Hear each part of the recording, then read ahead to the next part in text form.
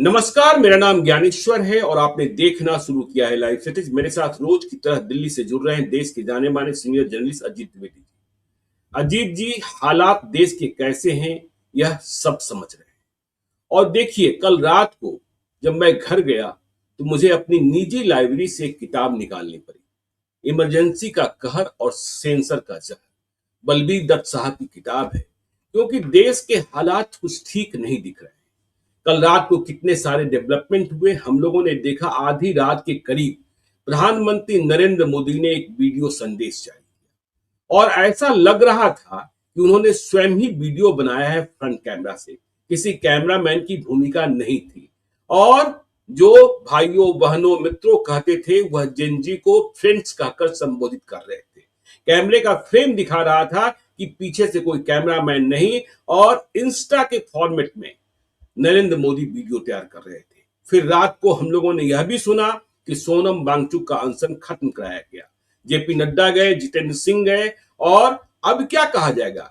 जो कह रहे थे कि सोनम वांगचुक चीन के पाले हुए हैं, विदेशी मदद ली जा रही है, जापानीज कहा जा रहा है, तमाम बातें कही जा रही थी। तो जब वह सब कुछ थे तो उनसे बातें करने को क्यों गए। और उनका अनशन भले ही आपने तुड़वा दिया हो, लेकिन छात्रों का गुस्सा समाप्त नहीं हुआ है। जंतर मंतर से खबरें आ रही हैं और पहली बार सरकार झुकती हुई या यूं कहें कि सरकार भयभीत दिखाई पड़ रही है। यदि कॉकरोच जनता पार्टी ने कहा कि वार्ता के लिए हम आपके पास नहीं जाएंगे, जंतर मंतर पर आना होगा या किसी न्यूट्रल स्थान पर, तो आपको कॉन्स्टिट्यूशन क्लब ऑफ इंडिया जाना पड़ा और वहां वार्ता हुई। फिर कह दिया गया धर्मेंद्र प्रधान का इस्तीफा तो लेना ही होगा। और जिन 21 छात्रों की मौत हुई है नीट पेपर लीक के बाद, उन्हें 1-1 करोड़ रुपए के मुआवजे देने होंगे और मुकदमे, जितने मुकदमे हुए हैं छात्रों के खिलाफ, वह वापस लेने होंगे। देखिए, दिल्ली में सरकार बातें कर रही है, मोदी सरकार बातें कर रही है कि मुकदमे वापस लेने होंगे। और जंतर मंतर पर सौरभ दास व आशुतोष ने इस बात की संपुष्टि की कि धर्मेंद्र प्रधान के इस्तीफे पर बात अभी नहीं बनी है, लेकिन बाकी दो मांगों पर सरकार का जो रवैया है वह पॉजिटिव है, मतलब मुआवजा और मुकदमे वापस लेने का। लेकिन बिहार में क्या हो रहा है? बिहार में जिन छात्रों को हम यह कह रहे हैं छात्रों का आंदोलन है, उसमें कुछ शरारती तत्व भी जरूर घुस गए होंगे। यह बात सामने आ ही रही है। यह बात कॉकरोच जनता पार्टी ने भी स्वीकारी है। बिहार में पोस्टर्स जारी किए जा रहे हैं, इनाम घोषित किए जा रहे हैं और हालात क्या कहें। आज मुजफ्फरपुर में इंटरनेट सेवाएं 26 जुलाई तक रोक दी गई। मुजफ्फरपुर से शुरुआत हुई है। जहानाबाद में कल किस तरीके से पुलिस फायरिंग हुई और वहां क्या माहौल बन गया, तो गुस्सा कितना भरा पड़ा है। और इस बीच बांकीपुर का उपचुनाव है। बांकीपुर के उपचुनाव की सरगर्मी कैसी है अजीत जी, समझिए कि बड़े बड़े नेता तो खुदे ही अब पवन सिंह और मनोज तिवारी को भी लाना पड़ रहा है। पवन सिंह और मनोज तिवारी बांकीपुर के बौद्धिक मतदाताओं से वोट मांगेंगे। वैसे हम और आप जानते नतीजा क्या होगा किसी को पता नहीं, लेकिन बांकीपुर के मतदाता इतने छींट नहीं है कि वह पवन सिंह से प्रभावित हो जाएंगे। वह फैसला अपना करेंगे। देखिए, नितिन नवीन के प्रति लोगों की संवेदनाएं हैं, लोगों का समर्थन है, इसमें कहीं कोई शक नहीं। लेकिन जेनजी को समझना, देखिए मैं और आप सभी लोग सोसाइटी में रहते हैं, हमारे घर में बच्चे हैं, आपके घर में बच्चे हैं, और बच्चों के बीच जो चर्चा चल रही है वह बड़ों को झकझोर रही है। और यह भी समझने की बात है कि एज ग्रुप का जितना बड़ा अंतर है, जेनजी की बातों को, जेनजी के संकेतों को, जेनजी के नारों को हम और आप समझ नहीं पा रहे हैं, सरकार में बैठे लोग समझ नहीं पा रहे हैं। गुस्सा भरा पड़ा है। और जब हमने इस किताब को पढ़ना शुरू किया, इमरजेंसी का कहर और सेंसर का जहर, तो देखिए 8 अप्रैल 1974 वह महत्वपूर्ण दिन था जब जेपी ने पटना में मौन जुलूस निकाला था। और पटना की सड़कों पर हर घर से, हर छत से लोग खड़े थे और नारा क्या लग रहा था, हमला चाहे जैसा हो हाथ हमारा नहीं उठेगा।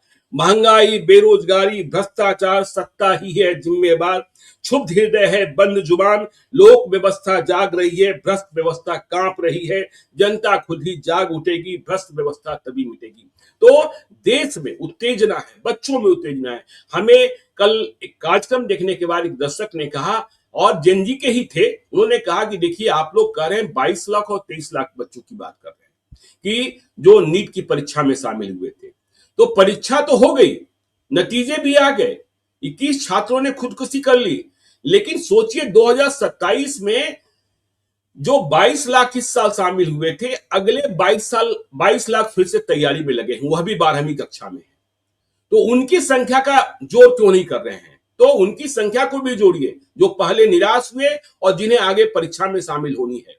तो यह मुद्दा बड़ा बनता जा रहा है, और जेनजी को समझना और जेनजी को संभाल पाना, यह बात केंद्र सरकार, अब देखिए केंद्र सरकार कर रही है, हम कानून लेके आ रहे हैं, फास्ट ट्रैक कोर्ट की बात हो रही है। कल प्रधानमंत्री ने अपने वीडियो संदेश में कहा, लेकिन उनका वीडियो संदेश किस रूप में आया था, जो बहुत ही प्रेजेंटेबल लगते हैं प्रधानमंत्री अन्य वीडियो में, और कल किस तरीके से वह परेशान दिख रहे थे, यह बात भी समझ में आई। अजीत जी, तो पहले छात्रों की बात कर लेते हैं, फिर बाकी पूर्व चुनाव में आते हैं, और छात्रों की बात की शुरुआत आपसे। देखिए ज्ञानेश्वर जी, सब पहले तो ये बता दें कि ये ऐसा नहीं होता है कि हर साल 22-22 लाख जुड़ते जाएंगे छात्र। बिल्कुल।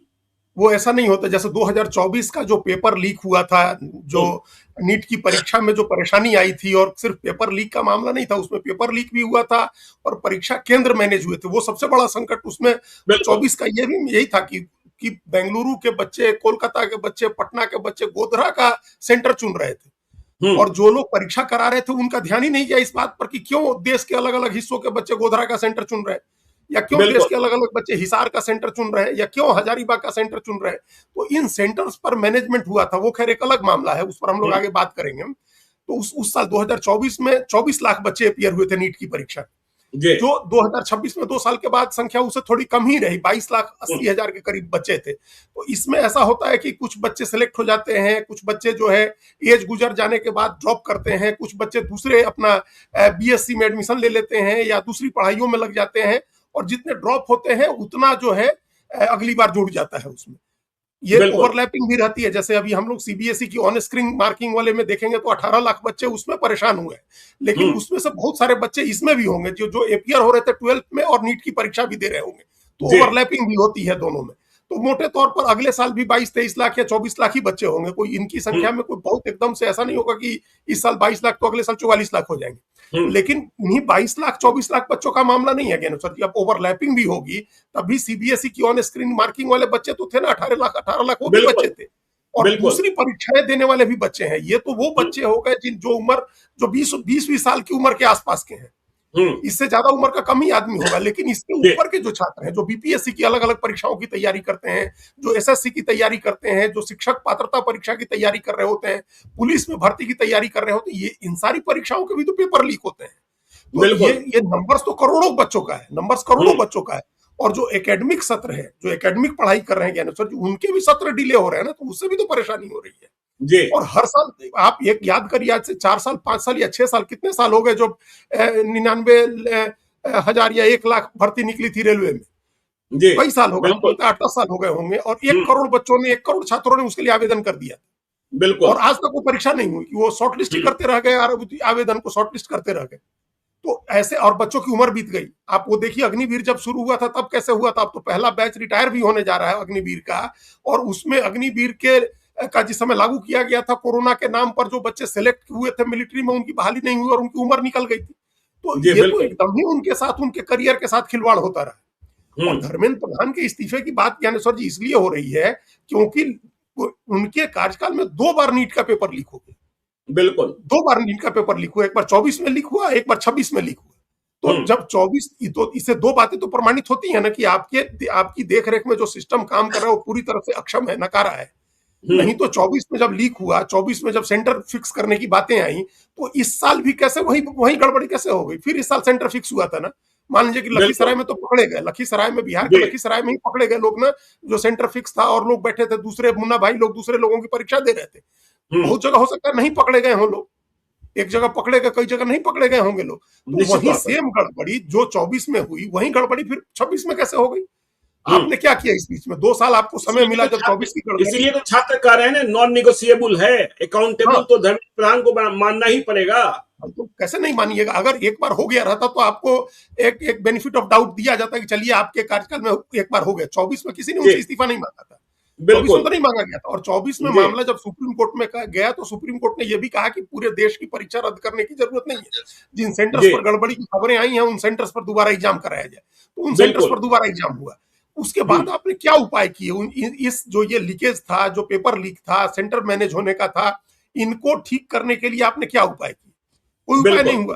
तो हम्म, इसलिए इस बार जिम्मेदार ठहराया जा रहा है। और आप ये नहीं बन सकते हैं, इस बात से नहीं बच सकते हैं कि आपने उच्च शिक्षा सचिव का तबादला कर दिया, विनीत जोशी का हम्म, तबादला हो गया। विनीत जोशी कोई सस्पेंड नहीं हुए, बर्खास्त नहीं हुए नौकरी से। हम्म, शिक्षा विभाग में से निकाल करके उनको आपने पंचायती राज में भेज दिया। तो पंचायती राज क्या कोई खराब विभाग है जहां काम नहीं करना हम्म, है? आप ये बिल्कुल। पनिशमेंट हुआ कि किसी उच्च शिक्षा सचिव को पंचायती विभाग का सचिव बना दीजिए। और हम्म, ये विनीत जोशी वो व्यक्ति हैं जिन्होंने पार्लियामेंट्री कमेटी के सामने जाकर के कहा था कि सीबीएसई का चेयरमैन संसदीय समिति के सामने आने के लिए बाध्य नहीं है। अब ये अहंकार जी, देखिए आप, संसदीय हम्म, समिति से या संसद से बड़ा कौन अधिकारी हो गया जो नहीं जाएगा संसदीय समिति के सामने? बताइए, जनता का बिल्कुल। सदन है, जनता के सदन में आप नहीं जाइएगा और गड़बड़ी होती रहेगी। हम्म, सीबीएसई के चेयरमैन को मना इन्होंने कहा था जाकर के कि नहीं आएंगे वो, क्योंकि हम्म, वित्त पोषित नहीं है, मतलब सरकार पैसा नहीं दे रही है सीबीएसई के लिए। तो ये वित्त पोषित नहीं है, लेकिन आप हैं तो सरकार के अधिकारी। तो खैर बिल्कुल। उस आप उनको पनिशमेंट उनको भी नहीं हुआ, अभी तक पनिशमेंट किसी का नहीं हुआ है ज्ञानेश्वर। हम्म, 13 प्राइवेट लोग मान लीजिए या कुछ और लोग अरेस्ट हुए हैं जिनको प्रधानमंत्री ने जिनका जिक्र किया कि उनको हम सजा दिलवाएंगे। तो हम्म, ये वो खाली सजा दिलवाएंगे, और जो बिल अभी आना है, ये बिल भी अब आज ड्राफ्ट आ जाएगा तो हम लोग आगे उस पर भी कभी बात करेंगे। ये बिल भी एक एक छोटे से पार्ट को एड्रेस कर रहा है ना। जो गड़बड़ी बच्चों की जो चिंता है वो दूसरी चिंता है। बच्चों की बिल्कुल। चिंता है कि प्रश्न पत्र लीक हो जाएगा, उसके बाद लीक करने वाले को आप 10 साल के लिए जेल में ही डाल दीजिएगा, तो उससे बच्चों के जीवन पर क्या फर्क पड़ेगा? परीक्षा प्रश्न पत्र निश्चित लीक हो तौर गया बिल्कुल, तो उनको तो बिल्कुल। दोबारा परीक्षा देनी होगी ना। तो जी। आपको लीक प्रूफ सिस्टम बनाना है। आप हम्म, सिस्टम कैसे ठीक करिएगा, ये बात नहीं हो रही है। इस मामले में सबसे जो सुलझा हुआ रुख है ज्ञानेश्वर जी, वो सोनम वांगचुक का है। हम लोग जानते हैं हम्म, उनको कि सोनम वांगचुक एजुकेटर हैं, इनोवेटर हैं। उन्होंने ऐसे ऐसे काम किए हैं जो जो मतलब उन्होंने शिक्षा को जिस तरह से पर्यावरण से जोड़ने की बात, स्थानीयता से जोड़ने की बात, इनोवेशन से जोड़ने की बात, इस तरह के जो काम किए उन्होंने करके हम्म, दिखाए हैं। उन्होंने जी, उन्होंने आप कई हम सैकड़ों उनके काम है। उसमें एक हिम स्तूप बनाने का उनका काम है कि सर्दियों में जब हम्म, बर्फ जमती है लद्दाख में तो वो हिम स्तूप बना देते हैं, हिम बनवा देते हैं। और वो इतना लोकलाइज, इतना इतना सस्ते में आराम से बन जाता है कि जब गर्मियों में पानी की जरूरत होती है तो उससे पानी का काम चलता है। हम्म, उस हिम स्तूप से जो वो बनाते हैं, बर्फ को पिघलने से रोकने की उन्होंने एकदम लोकलाइज बिना मशीन की टेक्नोलॉजी डेवलप की है। और वहां बिल्कुल। हिम स्तूप बना करके सुरक्षित कर देते हैं, और गर्मियों में उससे पीने के पानी की भी जरूरत दूर होती है और खेती की भी जरूरत पूरी होती है। जी। तो ऐसा हम्म, व्यक्ति जो शिक्षा को जरूरत से जोड़े, आवश्यकता से जोड़े, स्थानीयता से जोड़े, इनोवेशन से जोड़े, वो व्यक्ति शिक्षा को सबसे अच्छे तरीके से समझता है। तो उन्होंने कहा कि आप पहले ही उन्होंने कहा कि आप संसद में इस पर चर्चा कराइए, कैसे इसका रास्ता निकलेगा ये कोशिश करिए। और हम्म, ये बात सरकार ने उनकी मानी है। बच्चों को कोई पनिशमेंट नहीं दिया जाए, बच्चों के खिलाफ मुकदमे नहीं चलेंगे। ये बात हम और आप जानते हैं बहुत कायदे से, चूंकि हम लोगों ने बड़े आंदोलन देखे हैं ज्ञानेश्वर जी। जी, जब आंदोलन का तंबू उखड़ जाएगा तो फिर कोई उसके बाद नहीं पूछने आता है कि जिनके ऊपर मुकदमा हो रहा हुआ है उसका मुकदमा कौन लड़ेगा, वो वकील सही कहाँ बात। से ले आएगा, उसके खर्चे कहाँ से आएंगे, उसके इंडिविजुअल, उसके माँ बाप को, उसके घर वालों को दौड़ना होता है। हम्म, तो ये एक बड़ी जरूरी चीज है कि जिन लोगों पर मुकदमे हो रहे हैं, पुलिस सीसीटीवी कैमरे से चेहरे पहचान करके बच्चों पर मुकदमा कर रही है, उनको इन सब चीजों से बरी किया जाए ताकि वो अपनी पढ़ाई में लगे। तो ये हम्म, उन्होंने मांग की थी। ये भी बहुत जी, जायज मांग है। तो उनकी बिल्कुल जायज मांगे जो बात। 3 मांगे थी, वो मांगे उनकी दो, उनमें से 2 मांग तो स्वीकार हो गई। हम्म, सरकार ने स्वीकार कर लिया है कि भाई एक तो जो है बच्चों के ऊपर कोई कार्रवाई नहीं होगी। अब सोनम वांगचुक का अनशन खत्म हो गया। अब एक मांग सिर्फ बची हुई है वहां, और इस पर जो चर्चा करने की बात है वो चर्चा भी होगी पार्लियामेंट में। सरकार चर्चा के लिए तैयार है, अभी अपोजिशन नहीं तैयार हो रहा है। हम्म, धर्मेंद्र प्रधान का इस्तीफा अब आकर के अटक रहा है। अब उसमें देखना यह है कि सरकार ने फ्लेक्सिबिलिटी दिखाई है ज्ञानेश्वर जी, और हम्म, कारण वही है जो आपने बताया कि जेनजी वो है जिसको किसी की परवाह नहीं है, जो ये नहीं सोच बिल्कुल। रहा है कि उसके सामने अपने भविष्य की चिंता है। और वो बाध्य करके अपने माँ बाप को, अपने अभिभावक को भी धरने में ले आ रहा है, प्रदर्शन में ले आ जी। रहा है। हम्म, उसके माँ बाप भी जा रहे हैं। अगर 9वीं कक्षा की एक बच्ची आ करके जंतर मंतर पर और अपने अपने क्लास की किताब, 9वीं क्लास की किताब खोल करके और ये पढ़ के सुना रही थी कि संविधान में डेमोक्रेसी को लेकर के किताब में क्या लिखा हुआ है, तो हम्म, निश्चित रूप से उसके माँ बाप साथ में आए होंगे। नहीं तो अजीत 9वीं जी, क्लास की बच्ची अजीत को वो जी, पढ़ के कल रात सुनाया को उसको। अजीत जी, कल रात को मैं अपने एक मित्र के घर पर था। उनके बच्चे मंसूरी के एक बड़े स्कूल में पढ़ते हैं। उसी समय बच्चों का फोन आया और उन बच्चों ने कहा कि यह सरकार बहुत गलत कर रही है हम छात्रों के साथ, और यह सरकार बर्दाश्त के बाहर की बात है। तो देखिए, हॉस्टल में पढ़ने वाले जो अभी 9 क्लास में, 10 क्लास में, 11th में, 12th में, उनके मन में यह बात जाकर बैठ गई है कि छात्रों के साथ ज्यादती हो रही है, जुल्म हो रहा है, और उनके भीतर छटपटाहट है कि चलो जंतर मंतर चलते हैं। तो यह सचमुच गंभीर मसला है दीदी। हाँ, बिल्कुल वही कह रहे हैं। तो बच्चे अपने माँ-बाप को ले आ रहे हैं और बच्चे आके हम्म, खुल के कह रहे हैं कि उनके माँ-बाप बीजेपी को वोट किए थे, या हम्म, उनके कहने पर हमने भी बीजेपी को वोट किया था, अब हम नहीं करेंगे, ये बात खुल के वो कह रहे हैं। हम्म, तो ये इसकी यही कारण था कि इतना पैनिक हुआ गवर्नमेंट में, सरकार में इतना पैनिक हुआ कि प्राइम मिनिस्टर ने पहले एक जो मंगल मिलन हुआ था, मंगलवार से ये चीजें शुरू हुई हैं। एनडीए की जी, बैठक में उन्होंने कहा कि ये पाप है और अपराधियों को बख्शा नहीं जाएगा। उसके बाद तत्काल उन्होंने एक एक ट्वीट करके बताया कि फास्ट ट्रैक कोर्ट बनवा रहे हैं। फिर रात में कल बताया उन्होंने कि एक बिल ले आ रहे हैं जो कैबिनेट से आज मंजूर हो जाएगा, और मंडे को हो सकता है सरकार पेश भी कर दे उस बिल को, जिसमें कठोर सजा का प्रावधान है। कठोर सजा का देखिए प्रावधान वो मतलब वीडियो जेल में आपने टाइप देखा की सजा होगा, का वो प्रावधान वीडियो आपने देखा होगा। और है। इस बिल्कुल तरीके का देखा। वीडियो नरेंद्र हाँ, मोदी का पहली बार आया है। ऐसा लग रहा था कि वो स्वयं बना रहे हैं, बिल्कुल फ्रंट बिल्कुल, कैमरा से। बिल्कुल। तो ये कनेक्ट करने की बात थी नौजवानों से। जी। उनको पता था कि इस सब बच्चे तो खुद ही अपना वीडियो बना रहे हैं ना वहां से, हम्म, जो हम्म, जंतर मंतर पर बैठा हुआ है, और वहां के वीडियो देखिए, वहां के मीम्स देखिए, उनके पोस्टर देखिए, उन्होंने जो बैनर्स बनाए हैं सो देखिए, उनकी क्रिएटिविटी देखिए उन बच्चों की। और हम्म, ज्ञानेश्वर जी, हम तो देखे कि जाके हम लोग जितनी देर में एक मैसेज टाइप करते हैं उतनी देर में तो पूरा कंटेंट क्रिएट करके और उसको वायरल करा दे रहे हैं बच्चे वहीं बैठे बैठे। बिल्कुल, बिल्कुल, तो बिल्कुल, ये तो बिल्कुल। हम लोग के बाद के बाद वाली पीढ़ी है। हम्म। मतलब हम लोग के बाद जो मिलेनियल्स हुए उसके बाद की पीढ़ी है ये जेन जी। उनके तो अजीत हाथ में जी, तो मोबाइल से ऐसे खेलते हैं। अजीत जी, जब व्हाट्सएप आया और लिखा जाने लगा जीएम, मतलब गुड मॉर्निंग, गुड नाइट, हम्म, ओएमजी, हाँ, एफवाईआई, तो एक बार किसी व्यक्ति ने मुझे जीएम लिख कर भेजा। तो आपने कहा ना कि पीढ़ी का फर्क है, तो हाँ, मुझे 2 घंटे लग गए थे कि अब व्यक्ति जीएम हमें लिख कर भेजा, इसका मतलब क्या है? हाँ, क्या इसका लिखा है? मतलब क्या ठीक बात। है? इसका हाँ, मतलब वही क्या कह है? रहे हैं। हाँ, जी। नहीं, हम लोग अभी भी किसी को जन्मदिन की बधाई एचबीडी लिख के थोड़े देते हैं, हाँ, नहीं देते लेकिन हैं, बच्चे एचपीडी दे लिख देते कर। हैं। हाँ, जी। बच्चे दे देते हैं, अपना एचबीडी हम्म, लिख दिया, उतने से काम चल गया उनका। तो बिल्कुल। वो जो अपनी भाषा में आपस में संवाद कर रहे हैं वो, और इतना फास्ट है सब कुछ, उनका कम्युनिकेशन इतना फास्ट है, और उनकी क्रिएटिविटी आप देखिए, वो जो बना रहे हैं और जिसको वायरल करा रहे हैं। तो हम्म, ये सरकार की चिंता की बात हुई कि भाई ये तो सारा नैरेटिव देखिए, ये एक इतनी बड़ी चिंता नरेंद्र मोदी के सामने आई कि उनके रहते और पॉपुलर रहते उनकी लीगेसी के लिए खतरा पैदा कर दिया नौजवानों ने, जो काम कोई नहीं हम्म, कर सका। ये बिल्कुल। इसका कारण हम कल भी हम लोग बातचीत में कह रहे थे कि ये एक जनरेशन का मामला है। हम्म। इसमें सबसे पहले तो सरकार अगर चाही भी कि इसकी साख बिगाड़ें या डिमोनाइज करें, तो वो नहीं कर पाएगी, और क्योंकि उन्हें इसमें ना प्रधानमंत्री और मुख्यमंत्री नहीं बनना है, उन्हें प्रधानमंत्री मुख्यमंत्री उन्हें नहीं बनना बनना ही है। नहीं है ना, उनको हाँ, अभी बनना नहीं बिल्कुल। है ना, उनको जी। उनको चुनाव लड़ना है ना, उनको न पैसे का कोई मामला, उनको कुछ नहीं चाहिए। हम्म, किसानों में आपने कह दिया कि खालिस्तानी है तो चल गया कि खालिस्तानी है, टूल किट है, दिशा रवि और ग्रेटा थनबर्ग और रिहाना, आपने कह दिया कि टूल किट है, विदेश का मामला है, चल गया। शाहीन बाग में हम्म, आपने कह दिया कि मुसलमान है, दूसरी जगह से आ रहे हैं। एसआईआर में आपने कह दिया कि बांग्लादेश घुसपैठियों का मामला, वो सब करके आपने एसआईआर के आंदोलन को डिमोनाइज कर दिया, शाहीन बाग सीए के आंदोलन को डिमोनाइज कर दिया, किसान आंदोलन को डिमोनाइज कर दिया। इसमें क्या करिएगा? इसमें तो नहीं, कहीं नहीं सकते ना कुछ। हमने आज ही एक वीडियो देखा, सिमरन तिवारी जी ने उसे शेयर किया था। कोई लड़की है जंतर मंतर से, देखिए किसी पत्रकार ने पूछा कि सवाल उठ रहे हैं कि आपको फंडिंग कहाँ से आ रही है, आपको पैसे हम्म, कहाँ से आ रहे हैं। लो, लड़की ने कहा, क्या स्मार्ट जवाब था कि हमारे पास खाने आ रहे हैं, हमारे पास पीने को पानी आ रहे हैं, हम्म, और हम सफाई कर्मियों को धन्यवाद देते हैं कि जिनके पास, जिन्हें हम कह देते हैं कि भैया देख लो गंदा है तो वो साफ कर देते हैं, और आप हमसे फंडिंग के बारे में पूछ रहे हैं। उनसे नहीं पूछते हैं जिनके पास इलेक्ट्रोल बॉन्ड से कितने कितने अरब रुपए आ गए, बिल्कुल। कि ये कहां से आ रहे थे, उनसे आप नहीं पूछ रहे हैं। तो क्या स्मार्ट जवाब, इसका क्या जवाब देंगे आप? हाँ, नहीं था ना कोई, बच्चे इसी तरह से बेबाक लाजवाब कर दे रहे हैं। हम्म, वहां बच्चे इसी तरह से लाजवाब कर दे रहे हैं जवाब दे करके। तो ये था कि आपने, अच्छा, किसान आंदोलन में आपने कह दिया कि भाई हमने 3 कृषि कानून बनाए हैं, किसानों के हित में कानून बनाए थे, लेकिन किसानों को समझ में नहीं आया, कोई उनको हम्म, भड़का रहा है। इस जी, मामले में तो आप ये भी नहीं कह सकते हैं ना कि ये तो नहीं कह सकते ना कि पेपर लीक किसानों के हित, छात्रों के हित में हुआ था और छात्र बिल्कुल। समझ नहीं रहे। यहाँ तो आप ये बात कह ही नहीं सकते हैं, ये संकट नहीं है। कर सकते। तो ये आंदोलन को आप डिमोनाइज नहीं कर सके, इसकी साख नहीं बिगाड़ सके। और इतनी ठोस वजह थी आंदोलन की कि सरकार बैकफुट पर आई। सरकार बैकफुट हम्म। पर आई तो सारे उपाय करने पड़े। पहले तो सरकार हो या विपक्ष, सबने बड़े हल्के में लिया कि ये आंदोलन क्या है, इस आंदोलन में तो 500-700 आदमी आ रहा है, एक लद्दाख हम्म। से आकर के बैठे हुए हैं, इनसे क्या होगा, एक अमेरिका से आकर के आंदोलन करें, इनसे क्या होगा। लेकिन हम्म। उसके बाद जो स्वयं स्फूर्त आंदोलन हुआ, और अब कोई सोनम वांगचुक, अभिजीत दीपके, आशुतोष रंका, सौरभ दास, किसी की कोई कमान नहीं।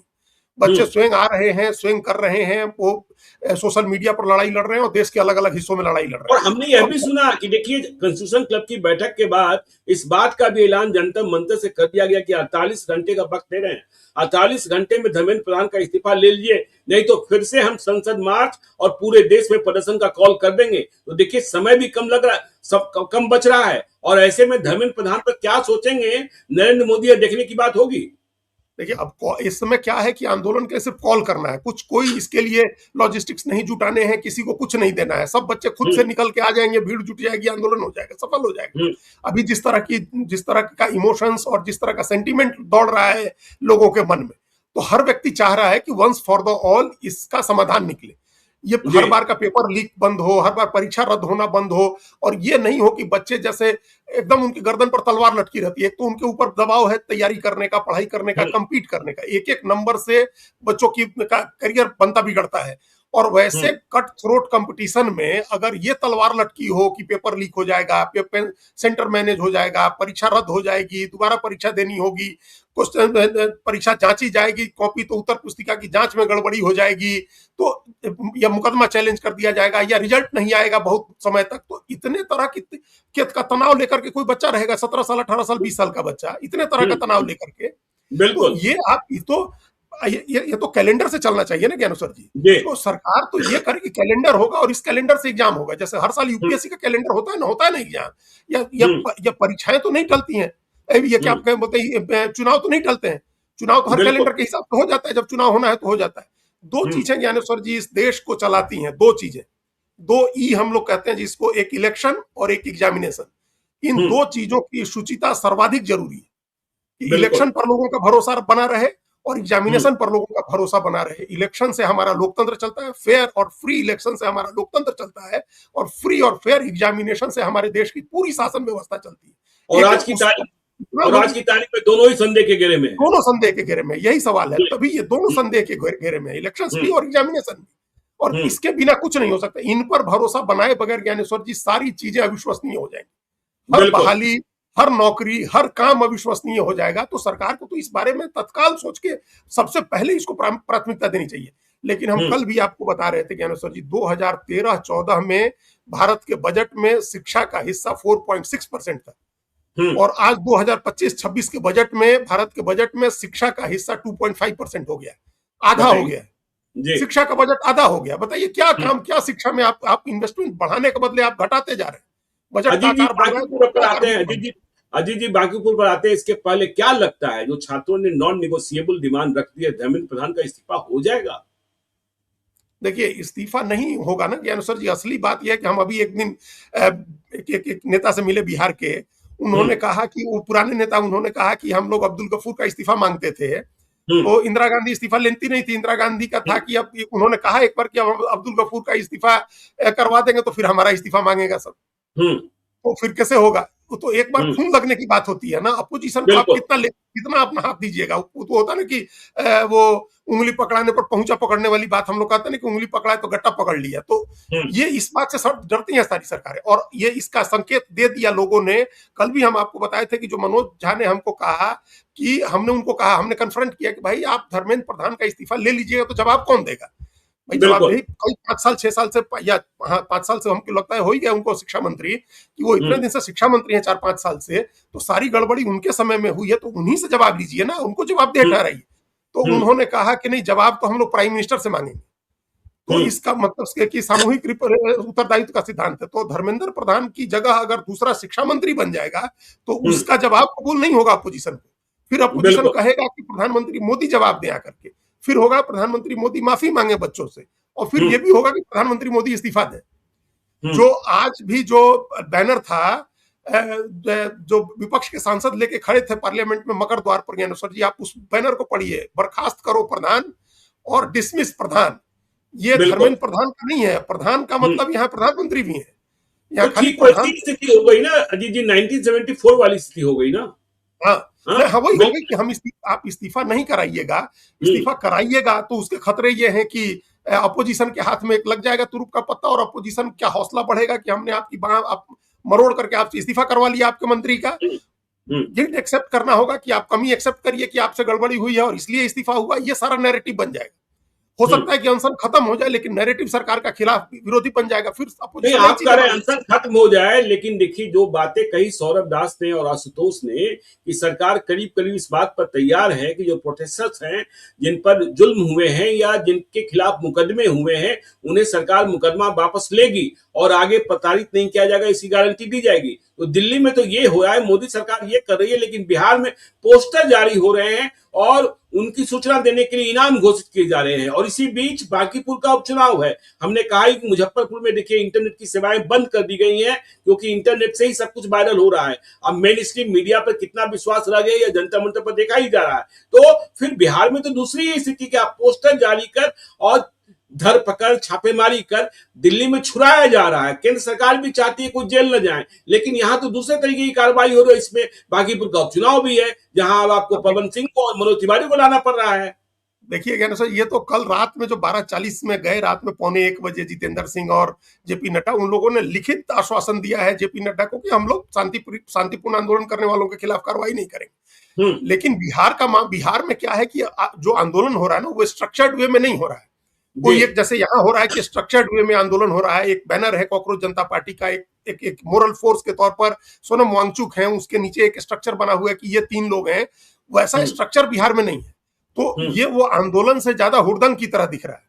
तो वहां लोग अगर स्ट्रक्चर तरीके से, जैसा आपने पहले बातचीत में कहा कि सुधाकर सिंह ने कॉल किया है 26 तारीख, वो एक स्ट्रक्चर आंदोलन होगा। उस स्ट्रक्चर्ड आंदोलन में जो लोग शामिल हो रहे हैं, अगर वो शांतिपूर्ण आंदोलन कर रहे हैं तो उनके खिलाफ कार्रवाई नहीं होनी चाहिए।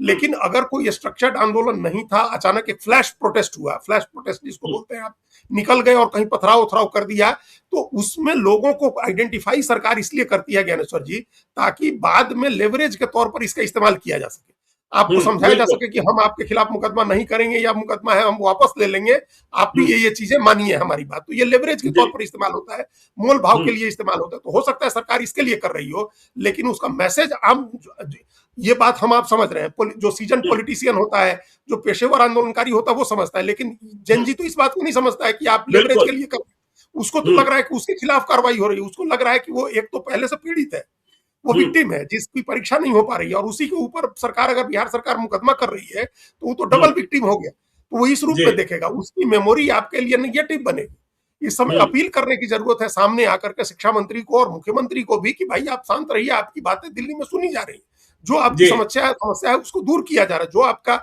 जो प्रॉब्लम्स है, प्रधानमंत्री ने कहा, चाहे फास्ट ट्रैक कोर्ट की बात हो, नया बिल ले आने की बात हो, बच्चों को समझाने की बात हो, ये सब सरकार कर रही। तो ये बात कहनी चाहिए बिहार सरकार को कि देखिए आप लोग इस तरह से उद्वेलित मत होइए, और ये आंदोलन को, इसमें सरकार आपके कंसर्न को एड्रेस कर रही है। वो करने के बदले अगर आप कानून व्यवस्था की समस्या मान करके और पुलिस बल से दबा देने की कोशिश कर रहे हैं, तो इसका बहुत निगेटिव मैसेज जाएगा। और सिर्फ आज के लिए नहीं जाएगा, उस जेनरेशन की मेमोरी में वो चीजें रहेगी। जैसे हमारे आपके जेनरेशन की मेमोरी में लालू यादव के समय की घटनाएं हैं, तो आज तक तमाम अच्छी चीजें होने के बावजूद हमारे आपकी मेमोरी से वो चीजें नहीं निकलती। उसी तरह से आज के जो पीढ़ी है, इसकी मेमोरी में अगर ये चीज रहेगी कि परीक्षा रद्द हो जाती थी, पेपर लीक हो जाता था, और ये सवाल पूछने पर लाठी चलाते थे, जेल भेजते थे, तो ये मेमोरी हमेशा के लिए उसके साथ रहेगी। ये बहुत डैमेजिंग हो जाएगा बीजेपी के लिए, और सिर्फ आगे के लिए हो जाएगा। अब अगर आज की बात करें, सिर्फ आज की बात करें, तो तात्कालिक डैमेज तो बांकीपुर में तुरंत हो जाएगा ज्ञानेश्वर जी, बिल्कुल बिल्कुल बिल्कुल तुरंत हो जाएगा। ये हर व्यक्ति क्या है, हम बार बार सुन रहे हैं, बिहार में कई लोगों से हमारी बात हो रही है, बांकीपुर में लोग कह रहे हैं इस बात को कि नहीं, सरकार को एक बार बताना जरूरी है। अब एक बार बताना जरूरी है, ये बिहार सरकार को बताने की बात नहीं कर रहे हैं। बिहार सरकार तो अभी आई, अभी तो 100 दिन पूरे हुए। मैंने अजीत जी कल अपने एक मित्र को, और बहुत सारे मित्र हैं, मैंने उन्हें फोन किया, बांकीपुर के रहने वाले हैं। हमने कहा भाई मैंने मान लिया कि तुम तो बीजेपी के हो और तुम बीजेपी को ही वोट दोगे, लेकिन तुम्हारे और सर्किल के लोग इतना कंफ्यूजन है, बताओ वे क्या कर रहे हैं। तो उसने कहा ना ना ना ना ना, इस बार मैं बीजेपी का नहीं हूं, इस बार मैं अंकुश के पक्ष में हूं, नितिन नवीन के साथ हूं, लेकिन नियंत्रण के पक्ष में हूं, इसलिए हम बीजेपी के साथ नहीं है। तो ये मैसेज जा चुका है, इसलिए आपको पवन सिंह और मनोज तिवारी को लाना पड़ रहा है। और पवन सिंह पटना में किसका वोट प्रभावित कर लेंगे भाई, हैं? बड़े बड़े नेता। तो ये स्थिति है अजीत जी। और आज वही देखिए कह रहे हैं। विधानसभा का मानसून सत्र समाप्त हो गया, यह भी पहली बार हो रहा होगा या कुछ ही मौके होंगे कि पूरे लीडर ऑफ विधानसभा के अपोजिशन नहीं सत्र में है। नेता प्रतिपक्ष नहीं दिखाई पड़े। बताइए। हाँ, तो क्या मैसेज हुआ, उसका क्या मैसेज हुआ? वो जी। ये जो आप पहले आप हम लोग जो कह रहे थे ना कि ये एक मैसेज है कि अंकुश के लिए, एक नियंत्रण के लिए, एक बताने के लिए कि सत्ता जो है एकदम बेलगाम हो गई है और उसको लग रहा है कि अब तुम जनता हो, तुम नागरिक बनो, तुम्हारे ऊपर हम 10 तरह के कानून बनाएंगे, तुमको पनिश करने के 10 तरह के कानून बनाएंगे हम, और हमारे ऊपर कोई अंकुश नहीं हो सकता, हमारे ऊपर कोई कानून नहीं है, हम तो जो है सो है, हम तो बनेंगे ही। तो ये जो इस धारणा को चैलेंज कर रहे हैं, यूथ चैलेंज कर रहे हैं, जिनकी 20% आबादी है और 60-65% आबादी है 35 साल से नीचे वालों की, तो वो ये मैसेज दे रहे हैं, नियंत्रण के लिए मैसेज दे रहे हैं। ये ऐसा नहीं कि हमें दुश्मनी हो गई है उनकी, लेकिन ये बताना है उनको कि हम, आप हमारी बात नहीं सुनिएगा तो हम पनिश कर सकते हैं। ये खतरा है बांकीपुर में, और इस खतरे को ज्ञानेश्वर जी, पवन सिंह और मनोज तिवारी नहीं दूर कर सकते। पवन सिंह और मनोज तिवारी अगर अगर कहीं कोई हवा बनी हुई है, उस हवा को एक तेज आंधी में बदलने के लिए उसमें गाने गा करके और लोगों को उत्साहित कर सकते हैं। नीतीश कुमार के नाम की हवा चल रही थी बिहार में, तो मोदी ने जोड़ी, मोदी नीतीश के हिट हो जाई, गाना चल और वो काराकाट में चल जाएगा, देखिए जगदीशपुर में चल जाएगा। देखिए बांकीपुर बहुत ही बौद्धिक है, स्लम वाले इलाके को छोड़ दीजिए तो हर आदमी के पास बहस का एक मुद्दा होता है ज्ञानेश्वर जी। तो वहीं कह रहे हैं, वहां आप उसको, अगर हवा होती तो उस हवा को आप थोड़ा तेज कर सकते हैं, लोगों में उत्साह भर सकते हैं, जोश भर सकते हैं। लेकिन लोग अगर मन बनाए हुए हैं तो उनको आप इंटेलेक्चुअल तर्कों से ही उनको अपने पक्ष में मोड़ सकते हैं। उसमें आपको इस बात पर फोकस करना चाहिए है भारतीय जनता पार्टी को कि जो प्रधानमंत्री ने उपाय बताए, प्रधानमंत्री जो कानून बनवा रहे हैं, जो बिल ले आने की बात हो रही है, जिस बिल के जरिए लोगों को पीएमएलए जैसा कानून बनाने की बात हो रही है। अभी क्या है कि सिंपल चीटिंग का मामला आरोप लगता है परीक्षा चोरी में भी, और चीटिंग के मामले में तुरंत जमानत मिल जाती है। तो पीएमएलए टाइप का केस ले आना, जिसमें गिरफ्तार होने वाले व्यक्ति, आरोपी को अपने को बेगुनाह साबित करना होगा, सबूत जुटाना आपके काम, बर्डन आपका होगा, मतलब एविडेंस का बर्डन आपके ऊपर होगा, ऐसा कानून ले आने की बात हो रही है। तो इन सब चीजों को आप वहां जनता को बताइए कि भाई ये घटना हुई, उस घटना से हम लोगों ने सबक लिया, प्रधानमंत्री ये पहल कर रहे हैं, ये पहल कर रहे हैं। सोनम वांगचुक ने जो अच्छी बातें कही है, आप वो लोगों तक पहुंचाइए, एक पॉजिटिव मैसेज बच्चों के बीच में लेकर के जाइए। एरोगेंस नहीं चलेगा, ये एरोगेंस बिल्कुल नहीं चलेगा। आप अगर चाहते हैं, दिखाना चाहते हैं कि हम बहुत पावरफुल हैं और उस वजह से हमारे साथ लोग आ जाएंगे, तो वो नहीं चलेगा बांकीपुर में। एरोगेंस नहीं चलेगा, यहाँ ह्यूमिलिटी चलेगी, ह्यूमिलिटी चलेगी। आप विनम्रता के साथ जाइए और उस फ्लेक्सिबिलिटी के साथ जाइए, आप गलती कबूल करिए। ये नहीं हो सकता है कि जनता, आपको बच्चे कहें वहां कि आप निकम्मे हैं, आपकी वजह से पेपर लीक हुआ और आप नहीं कंट्रोल कर सके, तो आप उसको कन्फ्रंट करिएगा तो और नाराज होगा। आप गलती मानिए कि गलती हुई है और अब हम उस गलती को ठीक करने की कोशिश कर रहे हैं। बांकीपुर को संभालने का यही तरीका है ज्ञानेश्वर, पावर दिखा के और पावर शो करके, फिल्म स्टार्स और गाना गाने वालों को उतार करके और गली गली लोग घुमा करके चुनाव बीजेपी अपने पक्ष में नहीं कर सकते, फिर उसके हाथ से और चुनाव निकलता जाएगा। अभी भी चुनाव उसके लिए बहुत मुश्किल हो गया है।